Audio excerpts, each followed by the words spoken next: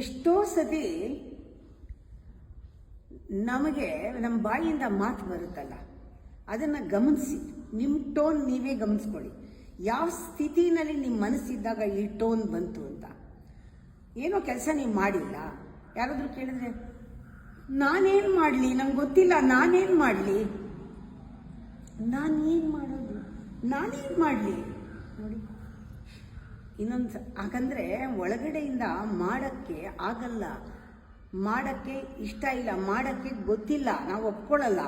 ನಾನು ಏನು ಮಾಡಲಿ, ಈ ಕೈ ಇಡುವಾಗ ನಾನೇನು ಮಾಡಲಿ, ಅದನ್ನೇ ಇನ್ನೊಂದು ಸತಿ ನಾನೇನು ಮಾಡಲಿ, ವಾಟ್ ನೆಕ್ಸ್ಟ್, ಇದಿಷ್ಟೆಲ್ಲ ಪ್ರಾಬ್ಲಮ್ ಇದೆ. ಇವಾಗ ನಾನೇನು ಮಾಡಲಿ, ವಾಟ್ ನೆಕ್ಸ್ಟ್. ಆವಾಗ ನಿಮ್ಗೆ ಏನು ಮಾಡಲಿ ಅನ್ನೋದಕ್ಕೆ ಉತ್ತರ ಇದೆ. ನೀವು ಮಾಡ್ತೀರಾ.